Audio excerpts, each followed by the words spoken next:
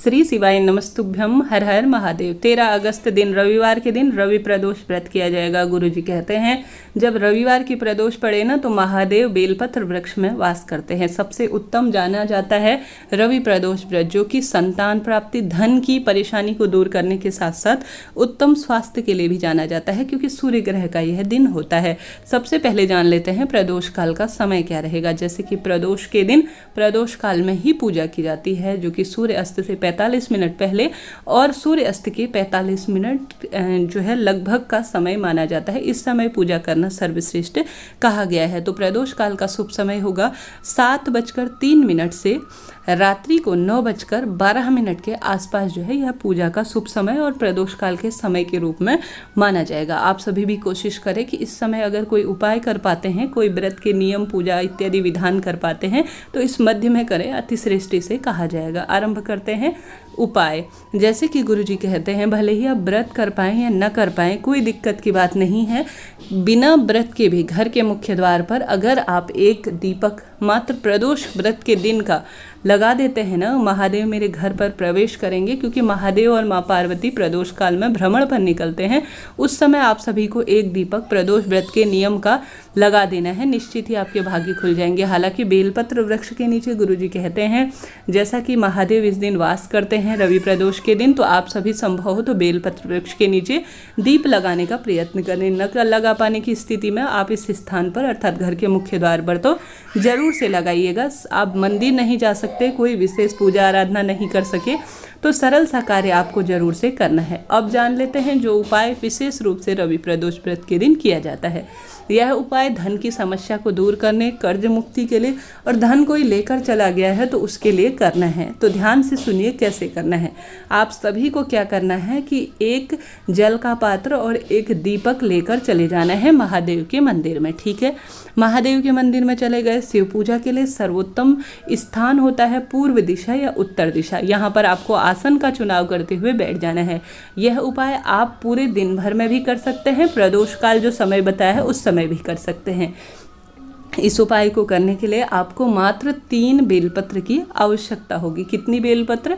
मात्र 3 बेलपत्र की आवश्यकता होगी। सबसे पहला बेलपत्र जो गुरुजी कहते हैं आप सभी को माता अशोक सुंदरी के स्थान पर समर्पित, परंतु माता अशोक सुंदरी के स्थान पर अगर आप बेलपत्र समर्पित कर रहे हैं तो इस बात का ध्यान रखिए कि आप सभी अपनी मनोकामना बोले और बेलपत्र की डंडी है वह जो है शिवलिंग की ओर होनी चाहिए। अर्थात बेलपत्र की डंडी ऊपर की ओर शिवलिंग की ओर होगी और बेलपत्र की तीनों पत्तियां आपकी ओर होंगी, नीचे की ओर होंगी। तो बेलपत्र जब आप अशोक सुंदरी माता पर समर्पित करेंगे ना, मनोकामना पूर्ति की प्रथम बेलपत्र, तो इस तरह से समर्पित करेंगे। यह उपाय सिर्फ रवि प्रदोष के दिन ही किया जाता है। बात कर लेते हैं दूसरे बेलपत्र की।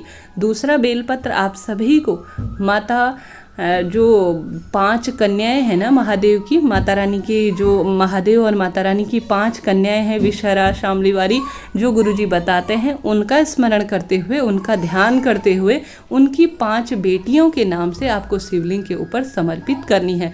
परंतु बेलपत्र जो है वह विपरीत दिशा में, जैसे आप बैठे हैं ना तो बेलपत्र जो है आपकी ओर मुख ना करते हुए, जो बेलपत्र की डंडी है वह आपकी ओर ना होते हुए आपके विपरीत होनी चाहिए। इस बात का आप सभी ध्यान रखिए। ठीक है, जो बेलपत्र माता की जो 5 बेटियां हैं ना, महादेव और माता रानी की 5 बेटियां हैं, उनका नाम लेते हुए, उनका स्मरण करते हुए आप सभी को शिवलिंग पर चढ़ानी है, परंतु डंडी का मुख आपके विपरीत होना चाहिए। इस बात का आप सभी ध्यान रखिए। ठीक है, हमने बात कर ली 2 बेलपत्र की। अब बात कर लेते हैं तीसरी बेलपत्र।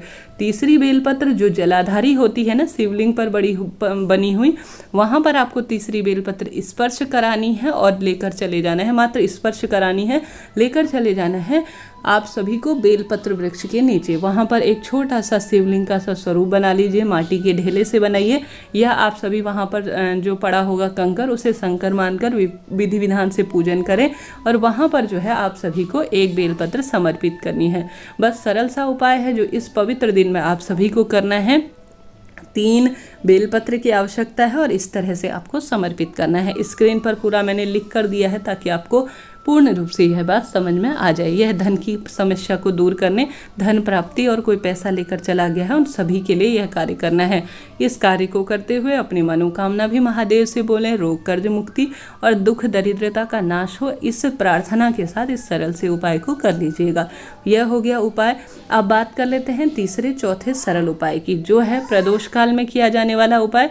एक पात्र में आपको जल ले लेना है, जिसके अंदर आप सभी को 5 बेलपत्र डाल लेनी है या 1 बेलपत्र डालनी है, और डालना है जल के अंदर शमी पत्र, हरा मूंग और छोटा सा गुड़ का टुकड़ा। श्री शिवाय नमस्तुभ्यम कहते हुए शिवलिंग के ऊपर आपको प्रदोष काल में इसे समर्पित कर देना है। ठीक है, यह भी सरल सा उपाय हो गया।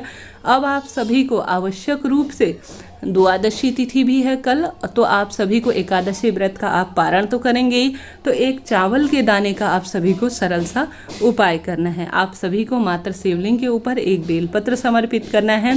शंभेश्वर महादेव का नाम लेते हुए उस बेलपत्र के ऊपर आप सभी को अपनी मनोकामना बोलते हुए एक छोटा सा चावल का दाना, जो कि परिपूर्ण संपूर्ण अवस्था में हो, वह भी जरूर से समर्पित करना है। ठीक है, यह हो गया उपाय।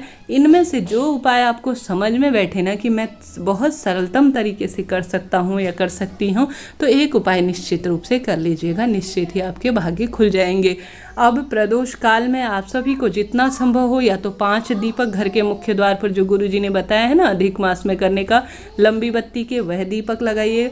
चाहे तो प्रदोष के नाम का एक अलग से दीपक लगाइए, या इन सरल से उपायों को करने का प्रयत्न कीजिएगा।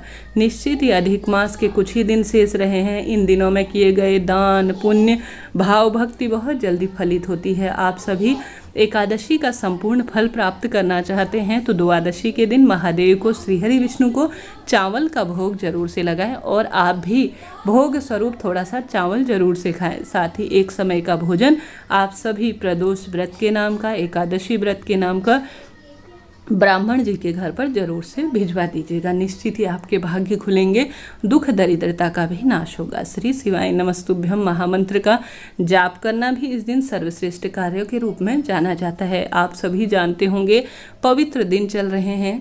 आप सभी कनेर के फूल से महादेव का श्रृंगार करते हैं, मनोकामना बोलकर उन्हें समर्पित करते हैं, तो भी अतिश्रेष्ठ कार्य के रूप में इसे जाना जाएगा।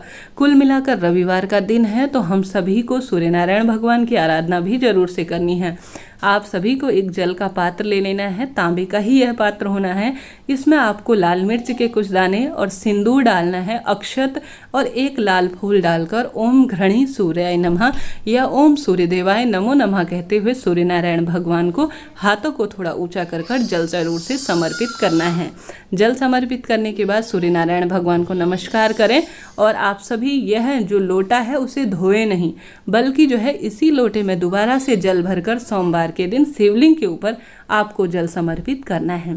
उसके बाद जब शिवलिंग में जल समर्पित करें तो बहता हुआ जल आपको प्राप्त होगा ना, वह लाकर आपको घर पर छिड़काव करना है। गुरुजी कहते हैं इससे आपका रोग मिट जाएगा, और इसे आचमन के रूप में पीना भी है। सरल सा कार्य है, मैंने बताने का प्रयत्न किया, वीडियो में संपूर्ण जानकारी देने का प्रयास किया।